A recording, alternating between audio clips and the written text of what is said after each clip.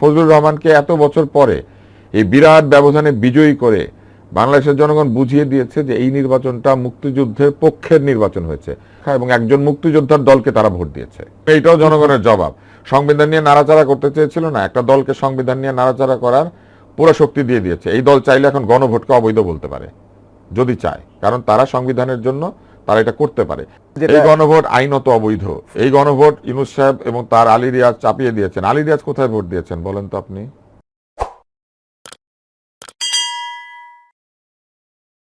Mob violence গুলি তৈরি করা ছিল এবং এই মব ভায়োলেন্স দিয়েই তারা নির্বাচন ঠেকিয়ে রাখার চেষ্টা করছিল। বাংলাদেশে কাউকে নিগৃহীত করার একটা প্রক্রিয়া তৈরি করেছিল যে আইনগতভাবে তর্কে যুদ্ধে না পারলে পরে তাকে মব পাঠিয়ে দাও, মানুষের বাড়ি ভাঙতে পাঠাও। ফজলুর রহমান জিতেছেন না ইলেকশনে, বিশাল ব্যবধানে শুধু জেতেনি না, এত বছর পরে জিতেছেন এবং বঙ্গবন্ধু এবং জিয়াউর রহমানকে তার বিজয়টা একসঙ্গে উৎসর্গ করেছেন।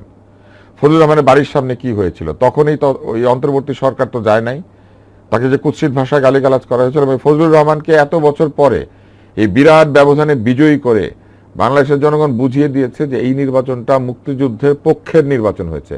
মুক্তিযুদ্ধকে টিকিয়ে রাখা, মুক্তিযুদ্ধের আদর্শকে অবিনশ্বর রাখা, মুক্তিযুদ্ধের যে সংবিধান সেটাকে সমুন্নত রাখা এবং একজন মুক্তিযোদ্ধার দলকে তারা ভোট দিয়েছে। এই ভোটটা বিএনপি শুধু শুধু পায় না, এই ভোটটা পেয়েছে কারণ বাংলাদেশ মনে করেছে, বাংলাদেশের অধিকাংশ জনগণ মনে করেছে এই মুক্তিযুদ্ধের মধ্যে দিয়ে পাওয়া যে বাংলাদেশ, মুক্তিযোদ্ধাদের যে সম্মান, মুক্তিযুদ্ধের যে সম্মান, সেইটাকে বিএনপি হয়তো রক্ষা করবে এবং এইটার কারণে মানুষ এইভাবে ভোট দিয়েছে। এই 220টা সিট মুক্তিযুদ্ধের পক্ষে আরেকবার মানুষের রায়, কারণ এই সংবিধানকে ছুঁড়ে ফেলে দিয়েছে সবার চোখের সামনে একজন আইনজীবী। এবং এই আইনজীবী শুধু ছুঁড়ে ফেলে দেয় নাই, একের পর এক টক শো, মিডিয়া, বক্তব্য, রাজনৈতিক অবস্থান সব জায়গাতে বলা হয়েছে এই সংবিধান ভারতের লিখে দেওয়া। এই সংবিধান ভারতের লিখে দেওয়া না, এটা একটা মিথ্যা কথা। জনগণ সেটা বলে দিয়েছে।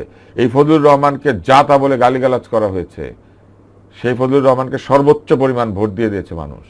কেন দিয়েছে? কারণ মানুষ পরিষ্কার রায় দিয়েছে যে তুমি যতই এই মুক্তিযুদ্ধকে বাংলাদেশ থেকে মুছে দিতে চাও না কেন, এই মুক্তিযুদ্ধই বাংলাদেশের মাটিতে, বালুতে, আর কি পানিতে, আকাশে, আর কি বাতাসে, মানুষের হৃদয়ে, প্রতিটি রক্তবিন্দুতে। এবং এই মুক্তিযুদ্ধের যারা বিরোধিতা করে এদের রক্তের সমস্যা আছে। এরা অন্যদেরকে জাতা বলে গালিগালাজ দেয়, ওই গালিগুলো আসলে তাদের নিজেদের নাম তারা উল্লেখ করতে ভালোবাসে। মুক্তিযোদ্ধাদের তারা যেই নামে গালি দিয়েছে, মুক্তিযোদ্ধাদের গলায় জুতার মালা দিয়েছে, মুক্তিযোদ্ধাদের প্রকাশ্যে অপমান করেছে, মুক্তিযোদ্ধাদের হাতে দড়ি দিয়ে নিয়ে গিয়ে বন্দি করে রেখেছে, মুক্তিযোদ্ধা কারাগারে বিনা চিকিৎসায় মারা গিয়েছে। বাংলাদেশের জনগণ বলে দিয়েছে যে আবার দেখো, আমরা ভোট দেওয়ার সময় একজন মুক্তিযোদ্ধার সন্তানকে ভোট দিয়েছি। বিএনপিকে সবাই ভেবেছে যে বিএনপি স্বাধীনতার পক্ষে টিকে থাকা এখন সবচেয়ে বৃহৎ শক্তি এবং সেই শক্তিকে একজন মুক্তিযোদ্ধার সন্তানকে, একজন বীর, মানে আমি কি বলবো, বীর উত্তম শুধু না, মুক্তিযুদ্ধের ঘোষণার প্রাথমিক পর্যায়ে যিনি ঘোষণা দিয়েছেন এবং যিনি মুক্তিযুদ্ধের হয়ে 3টি ফোর্সের একটি ফোর্সকে নেতৃত্ব দিয়েছেন, যিনি একই সঙ্গে সেক্টর কমান্ডারদের একজন এবং যার অতীত ইতিহাস আছে যে তিনি এই বাংলাদেশকে অন্তত কিছুটা হলো একটা সময় সুশাসন উপহার দিতে পেরেছিলেন।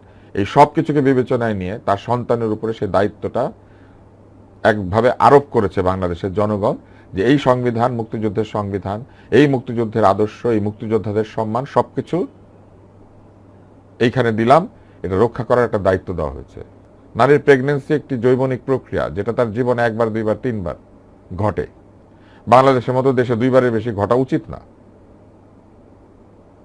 এইগুলিকে জামাতে ইসলাম বলে গিয়েছে যে তারা এইগুলি চায়, এইভাবে চায়। নারী তাদের দল করতে পারবে, দলের প্রধান হতে পারবে না। কি মজা না আপনি বলেন? আপনারা দলে দলে আমাদেরকে ভোট দেন কিন্তু কোনোদিন এই দল চালানোর চেষ্টাও করবেন না, এটা তারা বলে দিয়েছে। হ্যাঁ, আবার তারা জুলাই সনদের সমর্থন করে, যেখানে কিনা হিজড়ার অধিকারকেও সমর্থন করা হয়েছে। জুলাই সনদ বলে হিজড়াও দলের প্রেসিডেন্ট হতে পারবে, সমকামীও দলের প্রেসিডেন্ট হতে পারবে। জুলাই সনদে কোনো বাধা নাই। ওরা আবার জুলাই সনদের পক্ষ নিয়েছে। এই জন্য মুখে এক, কাজে আরেক, মনে আরেক। ওরা শুধু ক্ষমতায় যেতে চায়। ক্ষমতায় যাওয়ার পরেই কি বলবে জানেন? আমরা কৌশলে সব মেনে নিয়েছিলাম। আসলটা তো হচ্ছে আমরা মূল আইন, যে মোটা দাগে জনগণ ভুল করে না, কারণ এই জনগণ তো স্বাধীনতা চেয়েছে। এই জনগণ স্বাধীনতাই চায়। মানুষ কি চেয়েছে? স্বাধীনতা চেয়েছে। যে স্বাধীনতার প্রতিশ্রুতি 1971 সালে মুক্তিযোদ্ধারা আমাদের জন্য এনে দিয়েছিলেন। মুক্তিযোদ্ধারা বলেছিলেন এই দেশ হিন্দু, মুসলিম, বৌদ্ধ, খ্রিস্টান সবার হবে, এই দেশ পাহাড় সমতলে সবার হবে। মুক্তিযোদ্ধারা ভেবেছিলেন এই দেশ দিনমজুর, শ্রমিক, কৃষক থেকে শুরু করে গুলশানে যে থাকে সবার হবে এবং সবাই সমমর্যাদা পাবে। মুক্তিযোদ্ধারা ভেবেছিলেন যে তার ছেলেকে দলের পরিচয়, বাপের পরিচয়, মায়ের পরিচয় বড় হইতে হবে না, সেটা নিজের যোগ্যতা দিয়ে পরিচিত হবে। মুক্তিযোদ্ধারা ভেবেছিলেন যে এই দেশ তারা দেখেন নাই, যে সন্তানকে তারা জন্ম নিতে দেখেন নাই, যে স্বাধীনতার স্পর্শ তারা কোনোদিন পান নাই, সেটার জন্য যুদ্ধ করেছিলেন। তারা গান গেয়েছিলেন, মোরা একটি ফুলকে বাঁচাবো বলে যুদ্ধ করি, মোরা একটি ভালো গানের জন্য যুদ্ধ করি, একটি ভালো কবিতার জন্য যুদ্ধ করি। এই ফুল কবিতা গান কি? ফুল কবিতা গান আমাদের সংস্কৃতি। মুক্তিযোদ্ধারা তার যে সাংস্কৃতিক পরিচয় সেটাকে বাঁচিয়ে রাখতে চেয়েছিলেন। সেই জায়গা থেকে সমস্ত বয়ান চেঞ্জ করে দিয়ে মুক্তিযুদ্ধকে পাকিস্তানের সাথে ভারতের যুদ্ধ বানানোর চেষ্টা, এইগুলো যারা করেছে জনগণ তাদেরকে জবাব দিয়ে দিয়েছে। আসিফ নজরুলের মেয়ে তো আমাদেরও মেয়ে, ওদের না বুঝলাম ওদের বোন, আসিফ নজরুল তাদের চেয়ে অনেক বড়। তো তুই তোর বোনের ছাগল জবাই করে খাই ফেলবি? আসেন, এগুলোর কোনো বিচার নাই। কিন্তু এই মব কালচারকে রীতিমতো পালা হলো। ফজলুর রহমানের বাড়ির সামনে গালিগালাজ চলছে, ওদেরকে তুলে দেওয়া কি 1 মিনিটের ব্যাপার ছিল? এই গালি টেলিভাইজড হয়েছে, দেখানো হয়েছে ফজলুর রহমানকে গালিগালাজ করা হচ্ছে। মানুষের মনে ধারণা দেওয়ার চেষ্টা করা হয়েছে যে এই দেশ মুক্তিযুদ্ধকে আর চায় না। একজন মুক্তিযোদ্ধা কত বয়সী, সেই বয়সে একজন লোককে এমনিতেও লোকে অপমান করে না, তার বাড়ির নিচে বসে তাকে কুৎসিত ভাষায় গালিগালাজ করা হয়েছে। উনি কি বললেন? এগুলো আন্দোলনের ভাষা, এগুলা 32 নম্বর ভাঙতে যাচ্ছে, উনি বলেন যে এটা ক্ষোভের বহিঃপ্রকাশ। ওনাকে প্রশ্ন করেছে যে এই যে জায়গায় জায়গায় মব হচ্ছে, বলে এটা সেলিব্রেশন, এটা হয়, এটা এরকম হয়। বাংলাদেশের প্রতি ওনার এত ভালোবাসা, আন্দোলনের মানে বিজয়ের পরে এই 5 তারিখ থেকে যে 8 তারিখ পর্যন্ত বাংলাদেশে কার্যত কোনো সরকার ছিল না, উনি ফ্রান্সে ছিলেন, উনি আসতে পারেন নাই বাংলাদেশে উড়ে, কারণ ফ্রান্সে ওনার চিকিৎসা চলছিল। এটা দেওয়া হয়েছিল বক্তব্য, ওই যে ওনার কোন একটা চিকিৎসা ছিল, একটা প্রসিডিওর, সেই প্রসিডিওরটা ফ্রান্সে উনি করছিলেন। ওইটা ফ্রান্স ছাড়া পৃথিবীর আর কোথাও হয় না, বাংলাদেশের ডাক্তাররা করতে পারে না। উনি নিজে যেমন বিদেশে চিকিৎসা নেয়, উনি আমাদের বন্দর বিদেশিদের কাছে দিয়েছে। এবং এইটাও জনগণের জবাব।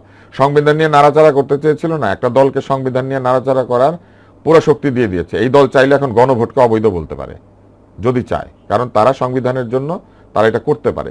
এবং মুক্তিযোদ্ধার সন্তানের হাতে, মুক্তিযুদ্ধের দলের হাতে, একটা দলের হাতে তারা সংবিধানটা দিয়ে দিয়েছে যে এটা তোমাদেরই সংবিধান, বাঁচাও। এইবার কেন 2/3 হলো? দেখলে একটা পক্ষ তো আছে তারা মুক্তিযুদ্ধকে মানে না, মুক্তিযোদ্ধাদের অপমান করে, বাংলাদেশের অস্তিত্ব নিয়ে প্রশ্ন করে, বাংলাদেশের জন্মদিন নিজে নিজে বানায়। প্রধান উপদেষ্টা তো ভোটের দিনও বলেছেন যে নতুন বাংলাদেশের জন্ম হচ্ছে। আরে ভাই, পুরান বাংলাদেশ কই গেল? আজকে ওনার ভোটের দিন নতুন বাংলাদেশ জন্মায়, একবার রিসেট করে, একবার নতুন বাংলাদেশকে জন্ম দেয়, একবার বলে জুলাই সনদে স্বাক্ষর করার পর অসভ্যরা সভ্য হলো, আবার একদল এতই অসভ্য যে এখনো পর্যন্ত সাইন করে নাই, এবং ওইটা আবার তার প্রিয় দল। মানে জুলাই সনদে স্বাক্ষর করলে লোকে সভ্য হয়, কিন্তু একটা দল এখনো স্বাক্ষর করে নাই, তার মানে কি তারা সভ্য হয় নাই? আবার ওই অসভ্যরাই তার সবচেয়ে প্রিয়। উনি কোনো একটা জায়গাতে ওনার বয়সীদেরকে অপমান করার জন্য কাউকে একটু তিরস্কার করেছেন? একটা জায়গায় উনি বলেছেন যে তোমাদের চেয়ে বয়সে বড় বাবা, এরা আমার বয়সী প্রায় কাছাকাছি, এদেরকে এইভাবে বলো না, আমি দেখবো। এই গণভোট আইনত অবৈধ। এই গণভোট ইউনূস সাহেব এবং তার আলী রিয়াজ চাপিয়ে দিয়েছেন। আলী রিয়াজ কোথায় ভোট দিয়েছেন বলেন তো আপনি?